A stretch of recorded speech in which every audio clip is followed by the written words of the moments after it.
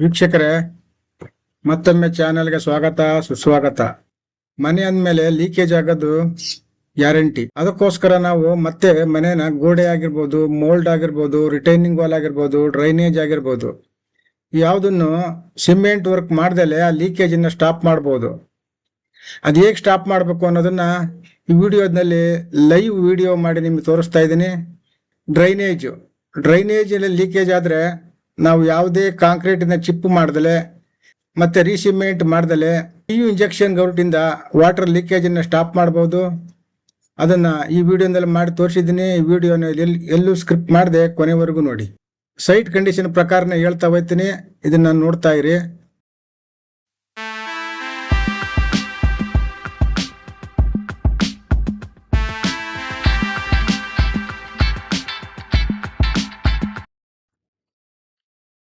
ನೋಡಿ, ಇದು ಡ್ರೈನೇಜ್ನಲ್ಲಿ ನೀರು ನಿಂತೈತೆ.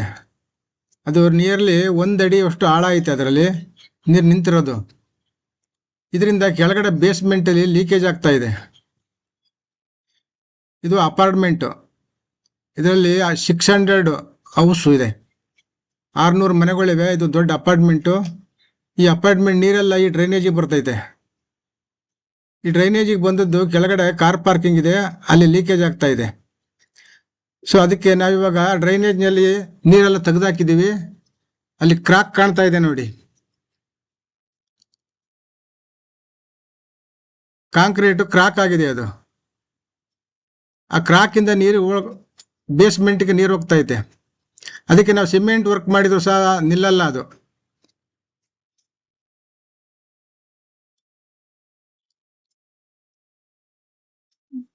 ಬೀಮು ಕ್ರಾಕ್ ಆಗೈತೆ, ಫ್ಲೋರು ಎರಡೂ ಕ್ರಾಕ್ ಆಗಿದೆ. ಅದರಿಂದ ನೀವು ಎಷ್ಟೇ ಸಿಮೆಂಟ್ ಹಾಕಿ ಮತ್ತೆ ನೀವು 6 ಇಂಚ್ ಅಲ್ಲ 1 ಅಡಿ ನಾವು ಕಾಂಕ್ರೀಟಿಂಗ್ ಮಾಡಿದ್ರೂ ಆ ಕ್ರಾಕ್ ಫಿಲ್ ಆಗಲ್ಲ. ಆ ಕ್ರಾಕಲ್ಲಿ ವಾಟರ್ ಲೀಕೇಜ್ ಆಗ ಸ್ಟಾಪ್ ಆಗಲ್ಲ. ಅದಕ್ಕೋಸ್ಕರ ನಾವೇನು ಮಾಡ್ತಾ ಇದ್ದೀವಿ, PU ಇಂಜೆಕ್ಷನ್ ಗ್ರೌಟಿಂಗ್ ಮಾಡಬೇಕು. ಅದಕ್ಕೋಸ್ಕರ ನಾವೀಗ ಏನು ಮಾಡ್ತಾ ಇದ್ವಿ, ಇಂಜೆಕ್ಷನ್ಗೆ ಡ್ರಿಲ್ ಹಾಕೊಳ್ತಾ ಇದ್ದೀವಿ. ಎಲ್ಲಿ ಕ್ರಾಕ್ ಇದೆ ಆ ಕ್ರಾಕಿಗೆಲ್ಲ ನಾವು ಡ್ರಿಲ್ ಮಾಡಬೇಕು. ಆ ಡ್ರಿಲ್ಲು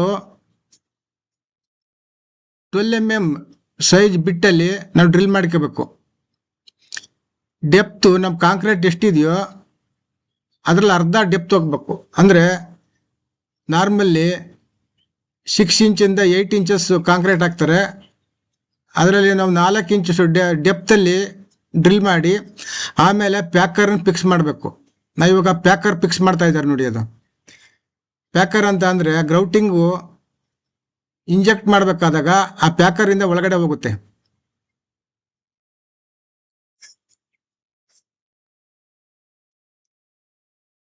ಅದನ್ನು ಅವರು ಫಿಕ್ಸ್ ಮಾಡ್ತಾ ಇದ್ದಾರೆ. ಇವಾಗ ಒಂದಕ್ಕೊಂದಕ್ಕೂ ಮಿನಿಮಮ್ 6 ಇಂಚಸ್ ಗ್ಯಾಪ್ ಇರಬೇಕು.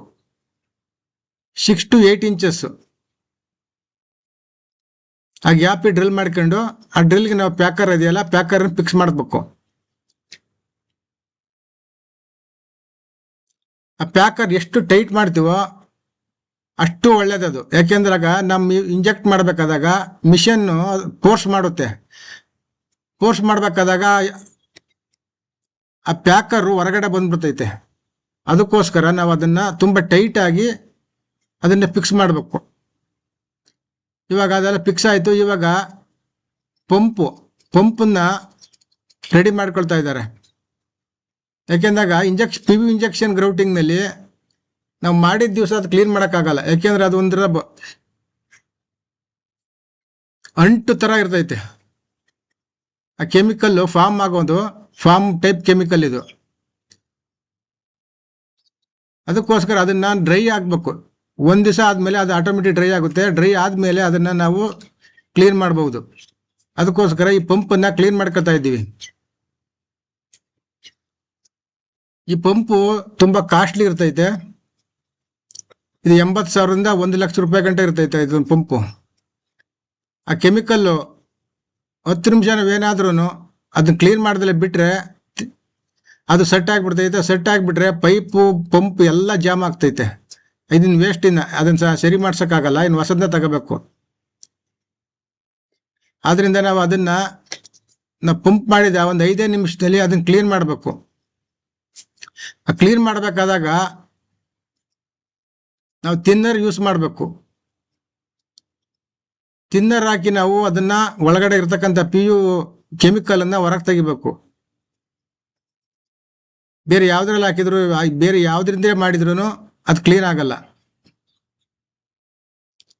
ಇವಾಗ ತಿನ್ನರ್ ಬಿಚ್ಚಿ ಪಂಪ್ಗೆ ಹಾಕ್ತಾ ಇದ್ದಾರೆ. ಯಾಕೆಂದ್ರೆ ಮೊದಲು ನಾವು ಪಂಪು ಕ್ಲೀನ್ ಮಾಡ್ಬೇಕಾದಾಗ ತಿನ್ನರಿಂದಲೇ ಮಾಡಬೇಕು.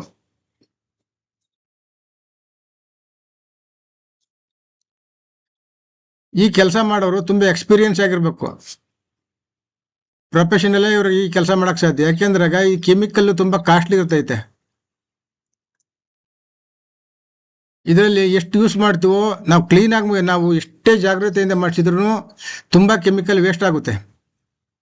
ಆ ಪೈಪ್ ಒಳಗಿರೋದು, ಪಂಪ್ ಒಳಗಡೆ ಇರೋದು ಎಲ್ಲ ಕೆಮಿಕಲ್ಲು ನಾವು ಪಂಪ್ ಮಾಡೋಕ್ಕಾಗಲ್ಲ. ಯಾಕೆಂದ್ರೆ ಅದು ಕ್ಲೀನ್ ಮಾಡ್ಬೇಕಾದಾಗ ಹೆಚ್ಚು ಕಡಿಮೆ ನಮ್ಗೆ ಒಂದು ಅರ್ಧ ಲೀಟ್ರ್ ಕೆಮಿಕಲ್ ವೇಸ್ಟ್ ಆಗುತ್ತೆ. ಆಮೇಲೆ ಮಧ್ಯೆ ಇವು ರಿಪೇರಿ ಬರೋದು ಜಾಸ್ತಿ. ಯಾಕೆಂದ್ರೆ ಅಲ್ಲೆಲ್ಲ ನಾವೆಲ್ಲ ಪೈಪ್ಗೆ ಪಂಪ್ಗೆಲ್ಲ ನಾವು ಜಾಯಿಂಟ್ ಪೈಪ್ ಹಾಕೊಂಡಿರ್ತೀವಿ. ಅದು ಒಂಚೂರು ಲೀಕ್ ಆದ್ರೂ ಪಂಪ್ ಪ್ರೆಷರ್ ಇರಲ್ಲ. ಅದಕ್ಕೋಸ್ಕರ ತುಂಬಾ ನಾವು ಅದನ್ನ ಟೈಟ್ ಮಾಡ್ಕೊಂಡು ಆಮೇಲೆ ಕೆಲಸ ಸ್ಟಾರ್ಟ್ ಮಾಡಬೇಕು. ಇವಾಗ ನಾವು ಪ್ಯಾಕರ್ಗಳಿಗೆ ಇಂಜೆಕ್ಟ್ ಮಾಡ್ತಾ ಇದ್ದೀವಿ. ಒಂದಕ್ಕೊಂದಕ್ಕೂ ಇಂಜೆಕ್ಟ್ ಮಾಡ್ತಾ ಹೋಗ್ಬೇಕು. ಅಂದ್ರೆ ಆ ಪಂಪ್ ಕೆಮಿಕಲ್ ಅನ್ನ ಅದರೊಳಗಡೆ ಫಿಕ್ಸ್ ಮಾಡಿ ಮಿಷಿನ್ ನಲ್ಲಿ ಪ್ರೆಷರ್ ಕೊಡಬೇಕು. ಆ ಸೌಂಡ್ ಕೇಳುತ್ತೆ ನೋಡಿ ನಿಮ್ಗೆ.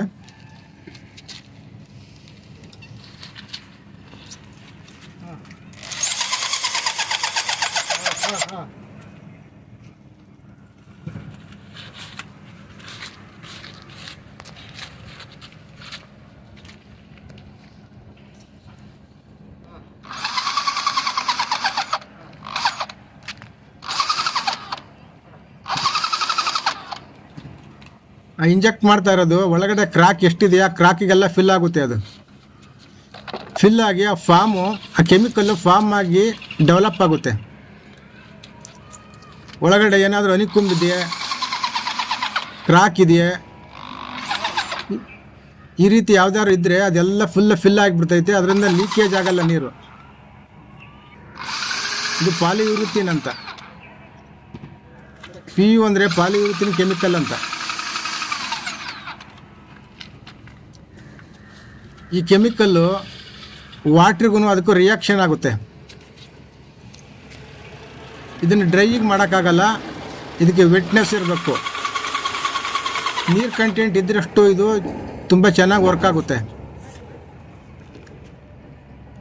ಇದನ್ನು lift ಪಿಟ್ನಲ್ಲಿ, some tank, retaining Vaalu ಇಂಥ ಕಡೆ ಇದನ್ನು ಯೂಸ್ ಮಾಡ್ತಾರೆ. ಇದು ಮಾಡೋದ್ರಿಂದ ನಾವು ಯಾವುದೇ ಸಿಮೆಂಟ್ ವರ್ಕ್ ಮಾಡೋ ಅವಶ್ಯಕತೆ ಇಲ್ಲ. ಯಾವುದು ನಾವು ಚಿಪ್ ಮಾಡಿ ಇಲ್ಲ ಡ್ಯಾಮೇಜ್ ಮಾಡಿ ತೆಗೆದು ಹೊಸ್ದಾಗಿ ನಾವು ಕನ್ಸ್ಟ್ರಕ್ಟ್ ಮಾಡಬೇಕು ಅಂತ ಅವಶ್ಯಕತೆ ಇಲ್ಲ. ಇದು ಒಂಥರ ಮಾಡರ್ನ್ ಕೆಮಿಕಲ್. ಇದು ಟೆಕ್ನಾಲಜಿ ಇಂಪ್ರೂವ್ ಆದಂಗೆ ಸಿವಿಲ್ನಲ್ಲೂ ಸಹ ತುಂಬ ಟೆಕ್ನಾಲಜಿ ಇಂಪ್ರೂವ್ ಆಗ್ತಾ ಇದೆ. ಡ್ರೈನೇಜ್ ಅಂದರೆ ನಾರ್ಮಲಿಯಾಗಿ ಅದು ಯಾವಾಗಲೂ ನೀರು ಹರಿತಾನೆ ಇರ್ತೈತೆ. ಇದಕ್ಕೆ ಮತ್ತೆ ನಾವು ಸಿಮೆಂಟು ರೀಸಿಮೆಂಟ್ ಮಾಡಿದರೆ ಅದು ವರ್ಕ್ ಆಗಲ್ಲ. ಒಂದು 3 months 6 months ಇರ್ಬೋದು, ಮತ್ತೆ ಅಲ್ಲಿ ಲೀಕೇಜ್ ಸ್ಟಾರ್ಟ್ ಆಗುತ್ತೆ. ಆದ ಕಾರಣ ನಾವು PU ಇಂಜೆಕ್ಷನ್ ಮಾಡೋದ್ರಿಂದ ಇದು ಲಾಂಗ್ ಲೈಫ್ ಬರ್ತೈತೆ. ಬಟ್ ನಾವು ಇದನ್ನು ನಾಜಲ್ ಫಿಕ್ಸ್ ಮಾಡಬೇಕಾದ್ರೂ ತುಂಬ ಪ್ಲಾನ್ ಮಾಡಿ ಫಿಕ್ಸ್ ಮಾಡಬೇಕಿದು. ಕೆಲವೊಂದು ಸಾರಿ ಕ್ರಾಕ್ ಇರೋ ಜಾಗದಲ್ಲಿ ನಾವು ಫಿಕ್ಸ್ ಮಾಡಿದರೆ ಆ ಕೆಮಿಕಲ್ ಇಂಜೆಕ್ಟ್ ಆಗಲ್ಲ. ನಾವು ಡಯಾಗ್ನಲ್ ಸೈಜ್ನಲ್ಲಿ ಫಿಕ್ಸ್ ಮಾಡಿ ಅದನ್ನು ನಾವು ಸ್ಟಾಪ್ ಮಾಡ್ಬೋದು ವಾಟರ್ನ.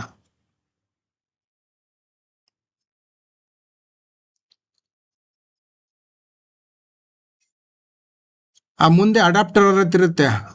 ಆ ಅಡಾಪ್ಟರು ಒಂದು 10 ನಾಜಲ್ಗೆ ನಾವು ಇಂಜೆಕ್ಟ್ ಮಾಡಿಬಿಟ್ರೆ ಅಡಾಪ್ಟರ್ ಹೋಗ್ಬಿಡ್ತೈತೆ. ಯಾಕೆಂದ್ರೆ ಅದು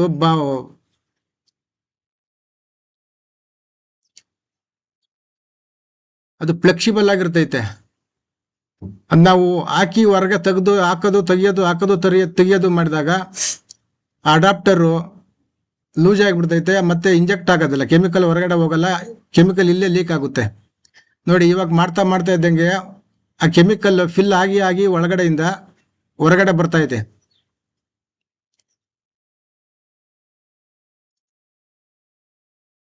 ಹೊರಗಡೆ ಬಂದ್ರೆ ಅದು ಒಳಗಡೆ ಫಿಲ್ ಆಗಿದೆ ಅಂತ ಈ ರೀತಿ ಬರಬೇಕು. ಅದು ಫಾರ್ಮ್ ಟೈಪು. ಇದಾದ್ಮೇಲೆ ಆ ನಾಜಲನ್ನು ನಾವು ತೆಗಿಬೇಕು. ತೆಗೆದ್ಬಿಟ್ಟು ಆ ನಾಜಲ್ ಗ್ಯಾಪ್ ಇದೆಯಲ್ಲ ಅದನ್ನ ನಾವು ಫಿಲ್ ಮಾಡಬೇಕು. ಫಿಲ್ ಅಂತ ಅಂದ್ರೆ ನಮ್ಮ ನಾರ್ಮಲ್ ಸಿಮೆಂಟಲ್ಲಿ ಫಿಲ್ ಮಾಡಿದ್ರೆ ಅದು ಫಿಲ್ ಆಗಲ್ಲ, ಬಟ್ ಲೀಕೇಜ್ ಅಂತೂ ಆಗಲ್ಲ, ಬಟ್ ಫಿಲ್ ಆಗಲ್ಲ. ಅದಕ್ಕೋಸ್ಕರ ನಾನ್ ಸಿಂಕೇಬಲ್ ಸಿಮೆಂಟ್ ಇರ್ತೈತೆ, ಅದನ್ನ ಹಾಕಿ ನಾವು ಫಿಲ್ ಮಾಡಬೇಕು. ನೋಡಿ ಈಗ ಅಲ್ಲಿ ಲೀಕ್ ಆಗಿರೋದ್ರಿಂದ ಕೆಳಗಡೆ ಲೀಕ್ ಆಗ್ತಿದ್ದ ನೀರೆಲ್ಲ ಸ್ಟಾಪ್ ಆಗಿದೆ. ಇವಾಗ ವಿತಿನ್ 20 ಮಿನಿಟ್ಸಲ್ಲಿ ವಾಟರ್ ಸ್ಟಾಪ್ ಆಗಿಬಿಡುತ್ತೆ. ಇಂಜೆಕ್ಟ್ ಆದ 20 ಮಿನಿಟ್ಸಲ್ಲಿ ವಾಟರ್ ಸ್ಟಾಪ್ ಆಗುತ್ತೆ. ಅಲ್ಲಿ ಮೇಲ್ಗಡೆ ಇಂಜೆಕ್ಟ್ ಮಾಡೋ ಕೆಳಗಡೆ ಫಾರ್ಮ್ ಮೇಲೆ ಬಂದಿದೆ ನೋಡಿ. ಇದು PU ಇಂಜೆಕ್ಷನ್ ಅಂತಂದ್ರೆ ಈ ರೀತಿ ಮಾಡಬೇಕು. ನಿಮ್ಗೇನಾದ್ರೂ PU ಇಂಜೆಕ್ಟ್ ಮಾಡೋ ಸರ್ವಿಸ್ ಬೇಕಾಗಿದ್ರೆ ನಾವು ಪ್ರೊವೈಡ್ ಮಾಡ್ತೀವಿ. ಇದರಲ್ಲಿ ನಮ್ಮ ನಂಬರ್ ಇದೆ, ನಮ್ದು RK ಬಿಲ್ಡಿಂಗ್ ಸೊಲ್ಯೂಷನ್ ಅಂತ. ಈ ನಂಬರಿಗೆ ಕಾಲ್ ಮಾಡಿದರೆ ನಾವು ಬಂದು ಸರ್ವಿಸ್ ಕೊಡ್ತೀವಿ. ನಮ್ಮವೆಲ್ಲ ದೊಡ್ಡ ದೊಡ್ಡ ಪ್ರಾಜೆಕ್ಟು, ದೊಡ್ಡ ದೊಡ್ಡ ಅಪಾರ್ಟ್ಮೆಂಟಲ್ಲಿ ಕೆಲಸ ನಡೀತೈತೆ.